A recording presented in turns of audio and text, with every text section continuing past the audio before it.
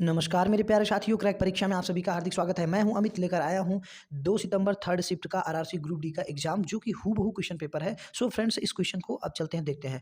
हमारा पहला प्रश्न है कि अंतर्राष्ट्रीय महिला दिवस सप्ताह कब मनाया जाता है। सो फ्रेंड्स, हम आपको बता दें, 8 मार्च को 8 मार्च 8 मार्च को अंतर्राष्ट्रीय महिला दिवस 2022 प्रत्येक वर्ष 8 मार्च को मनाया जाता है अंतर्राष्ट्रीय महिला दिवस। और हम आपको ये बता दें कि 8 मार्च से लेकर पूरा 1 सप्ताह तक पूरा अंतर्राष्ट्रीय महिला सप्ताह मनाया जाता है, जिसकी थीम थी gender equality today for a sustainable tomorrow.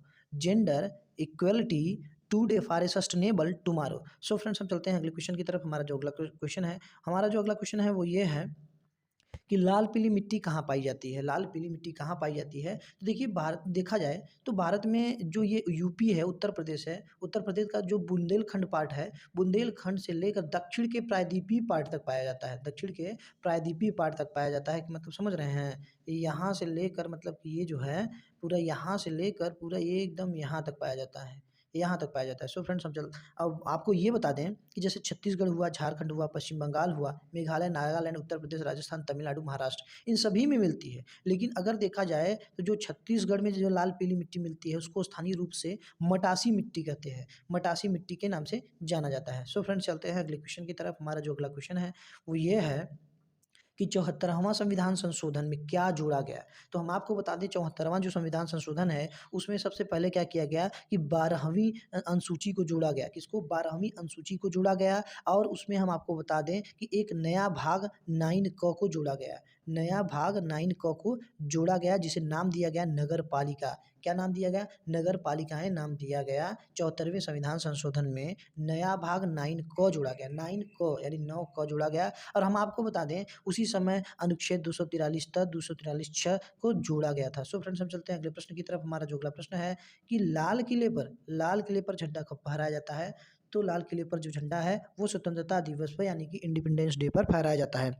So friends, हम आपको ये बताते हैं कि जब देश में आज़ादी हुई थी, यानी कि देश की जब आज़ादी हुई थी, तो 15 अगस्त 1947 को सबसे पहली बार पंडित जवाहरलाल नेहरू ने क्या किया था, यानी कि देश के प्रधानमंत्री ने झंडा फहराया था सबसे पहले। उसी समय से हर साल, यानी कि प्रत्येक वर्ष ये नियम हो गया, यानी कि ये हो गया कि स्वतंत्रता दिवस यानी कि इंडिपेंडेंस डे पर ही लाल किले पर झंडा फहराया जाएगा।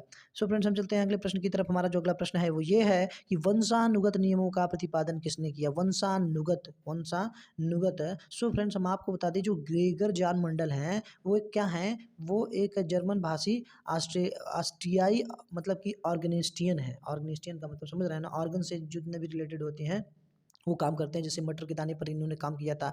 तो हम आपको बता दें कि ये क्या थे, ये साइंटिस्ट थे। इन्होंने मटर के दाने का प्रयोग करके अनुवांशिकी के नियम को निर्धारित किया। अनुवांशिकी के नियम का, यानी कि जो पेरेंट्स का जो कैरेक्टर होता है वो टोटल किस पे, यानी कि मतलब कि ट्रांसफ़र होगा, तो माता पिता से बच्चों पे ट्रांसफ़र होगा। तो वो कैरेक्टर मतलब कि वो अनुवांशिकी गुण को इन्होंने डिसाइड किया, तो इसीलिए इन्हें अनुवांशिकी का जनक कहा जाता है। अनुवांशिकी का जनक। इन्होंने क्या किया था, मटर के दाने में लिया था तो झुर्रीदार मटर लिया था, पूरी तरीके से हरी मटर लिया था, और एकदम चिकनी मटर लिया था।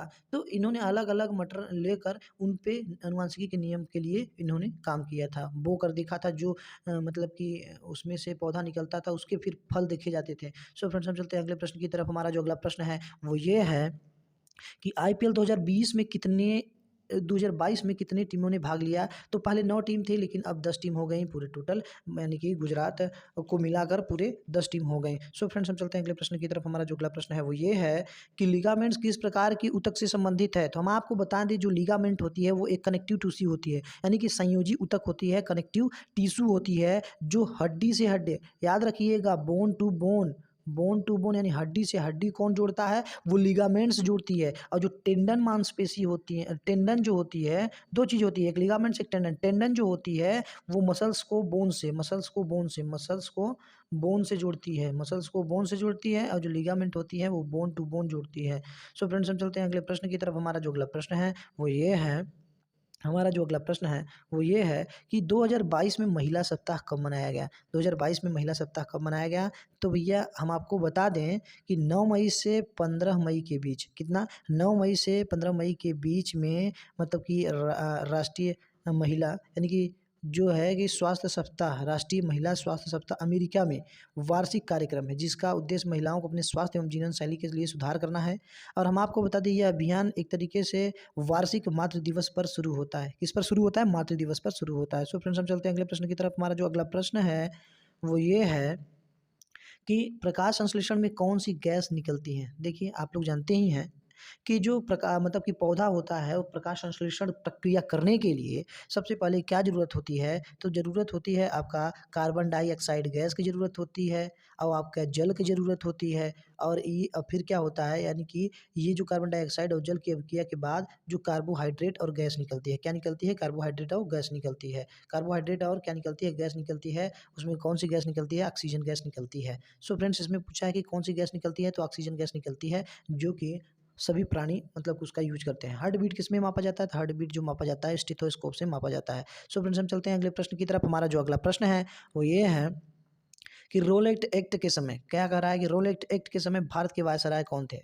देखिए, हम आपको बता दें कि जो रोलेट एक्ट है, यानी कि जलियांवाला बाग जब हत्याकांड हुआ था, यानी कि वो इसी वजह से हुआ था कि रोलेट एक्ट नियम आया था, यानी कि काला कानून आया था कि कोई भी दो या दो से अधिक लोग एक जगह पर इकट्ठे नहीं हो सकते, क्योंकि अंग्रेजों को डर था कि ये लोग इकट्ठे होकर पूरा राजनीतिक लोग इकट्ठे हो जाएंगे, जिससे कि ये लोग आंदोलन या विद्रोह कर सकते हैं। इसीलिए ये रोलेट एक्ट निकाला गया था, काला कानून, यानी कि शक के हिसाब से, शक के अकॉर्डिंग क्या किया जाएगा? गिरफ्तार कर लिया जाएगा। सो फ्रेंड्स, हम आपको बता दें तो ये रोलेट एक्ट के समय जो भारत का वायसराय था वो चेम्सफोर्ड, मतलब चेम्सफोर्ड था, यानी कौन सा? चेम्सफोर्ड वायसराय, लॉर्ड चेम्सफोर्ड था भारत का वायसराय उस समय 1916 से 1921 के बीच। और 1919 में ही क्या हुआ था? आपका जलियांवाला बाग हत्याकांड हुआ था। तो इसीलिए क्या कहा जाता है, इसीलिए इसे इसे क्या कहा जाता है? रोलेट एक्ट को काला कानून के नाम से भी जाना जाता है। सो फ्रेंड्स, हम चलते हैं अगले प्रश्न की तरफ। हमारा जो अगला प्रश्न है वो ये है कि आरबीआई का जो प्रमुख कार्य है वो क्या है? देखिए, आरबीआई जो करती है, नोटों के निर्गम को नियंत्रित करती है। ऐसा नहीं है कि धुआंधार पैसा छाप दे, धुआंधार पैसा छाप दे,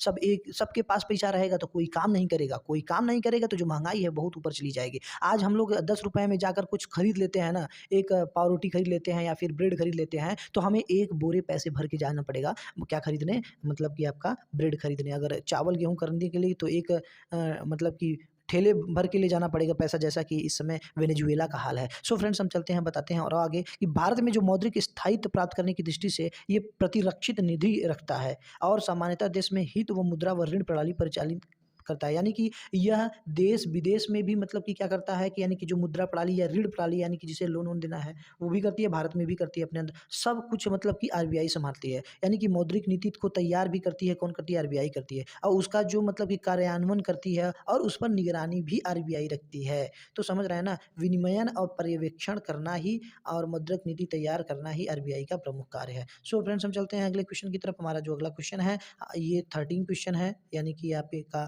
इसमें मतलब है क्या कि हम क्वेश्चन आपको बता देते हैं इसका कि एक विद्युत हीटर पर 200 मतलब 2000 वाट लिखा है, और या 200 वोल्ट, और वो 200 वोल्ट पर क्या करता है? कार्य करता है। तो हीटर के तार का प्रतिरोध निकालना है। क्या निकालना है? प्रतिरोध निकालना है। तो सो फ्रेंड्स, हम आपको बता दें, हम यहीं अगला पेज ले लेते हैं।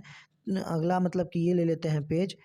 तो इसमें क्या कहा था? इसमें देखिए ये कहा है, इसमें ये कहा है कि देखिए, अब क्या करेंगे हम? सबसे पहले मतलब कि यहाँ पर 2000 कर लीजिए और इसको 200 कर लीजिए, और यहाँ पर आर निकालना है। सो फ्रेंड्स, हम आपको बता दें कि आप ये जानते हैं कि पावर इज इक्वल टू क्या होता है? वी आई होता है। अब यहाँ से हम आई निकालेंगे। आई निकालने के लिए, यानी कि करंट निकालने के लिए क्या करेंगे? यानी कि पावर अपान ये कर देंगे, पावर अपान वोल्ट कर देंगे। तो पावर कितना है? पावर आपका 2000 है, और वोल्टेज कितना है? 200 है। इसको कैंसिल आउट कर दीजिए तो कितना आ जाएगा? 10 आ जाएगा। कितना आ जाएगा? 10 आ जाएगा एम्पियर। यानी कि जो करंट की वैल्यू है वो कितनी आ गई? 10 एम्पियर आ गई। अब आप जानते हैं कि V is equal to I R होता है, V is equal to I R होता है।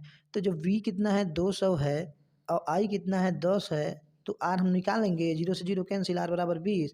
यानी कि जो रेजिस्टेंस की वैल्यू आ गई वो 20 ओम है। कितनी है? 20 ओम है। सो फ्रेंड्स, हमारा जो करेक्ट आंसर हो जाएगा ये हो जाएगा। यहाँ पर आप पावर कर लीजिए 2000 कर लीजिए, और यहाँ पर वोल्टेज क्या कर लीजिए? 200 कर लीजिए, और आपको रेजिस्टेंस निकालना है। तो रेजिस्टेंस दो फार्मूले से निकलेगा। पहले power is equal to voltage into current यानी कि वी आई, उससे आप करंट निकालिए और करंट निकालने के बाद फिर आप क्या करिए, V is equal to I R से आप रेजिस्टेंस निकाल लीजिए। सो फ्रेंड्स हम चलते हैं अगले प्रश्न की तरफ। हमारा जो अगला प्रश्न है वो ये है कि राज्यसभा के कितने सदस्य हर 2 वर्षों में सेवानिवृत्त हो जाते हैं। तो हम आपको बता दें जो राज्यसभा में जो सदस्य होते हैं उनका जो 6 साल के लिए वो चुने जाते हैं, लेकिन उनमें से जो 1/3 होते हैं वो 1/3 हर 2 साल पर सेवानिवृत्त होते हैं, लेकिन जो 6 बहुत ही साल अच्छी ही लगी उनका होगी जीवन मतलब वीडियो कि अगर चुने आपको जाते हैं अच्छी वो। लगे तो लाइक कीजिए, हम सब्सक्राइब चलते हैं कीजिए अगले और प्रश्न बेल की आइकन तरफ। को हमारा जो दबाना अगला ना प्रश्न है भूलिएगा। ये है बेल आइकन कि दबाएंगे तो 8वीं सबसे पहले अनुसूची की आपका कौन सी आपके पास भाषा नोटिफिकेशन शास्त्रीय भाषा है। पहुंचेगा देखिए और हम इस आपको बता दें कि हूबहू क्वेश्चंस को, 8वीं इंपॉर्टेंट अनुसूची में पूरे क्वेश्चन को, 22 इंपॉर्टेंट भाषाएं हैं, न्यूमेरिकल्स को पूरे आप 22 देख पाएंगे। भाषाएं हैं, सो लेकिन मिलते हैं नेक्स्ट उनसे वीडियो में। हम बता दें जय अभी हिंद। तक टोटल जो है शास्त्रीय भाषा में 6 भाषाएं हैं और टोटल 6 की 6 जो भाषाएं हैं वो शास्त्रीय भाषा हैं, जो कि 22 मतलब 8वीं अनुसूची में हैं, यानी कि टोटल 22 भाषा में से भी बिलोंग करते हैं। यानी कि देखिए जो सबसे पहला जो शास्त्रीय भाषा, अगर इसके बारे में जानेंगे तो सबसे पहले जो शास्त्रीय भाषा है वो 2004 में घोषित हुआ था, वो भी तमिल भाषा को। और फिर उसके बाद 2005 में क्या हुआ था, संस्कृत भाषा को शास्त्रीय भाषा के रूप में मतलब कि शामिल किया गया था। फिर 2008 में कन्नड़ को, फिर 2008 में ही तेलुगु को, 2013 में देखा जाए तो मलयालम को, अब अभी ये मतलब 2014 में की बात किया जाए तो उड़िया को, यानी कि उड़ीसा की भाषा उड़िया को भी शास्त्रीय भाषा में कर दिया गया। तो टोटल शास्त्रीय भाषा की संख्या हो गई 6, जो कि टोटल के टोटल जो 8वीं अनुसूची में 22 भाषाओं में शामिल है। सो फ्रेंड्स हम चलते हैं अगले प्रश्न की तरफ। हमारा जो अगला प्रश्न है वो ये है कि यहाँ देखिए डिकम्पोजिशन रिएक्शन का एग्जाम्पल दिया था, यानी कि मैग्नीज ऑक्साइड और हाइड्रोक्लोरिक एसिड, यानी कि जो रिएक्शन कराया जाएगा तो मैग्नीज क्लोराइड और वाटर और क्लोरीन निकलेगा। सो फ्रेंड्स ये डिकम्पोजिशन रिएक्शन का एग्जाम्पल देखिए, यही मैग्नीज ऑक्साइड है और मैग्नीज ऑक्साइड और HCl है, ये देखिए सब मतलब डिकम्पोज हो जा रहे हैं, टूट जा रहे हैं, ब्रेकअप हो जा रहे हैं। देखिए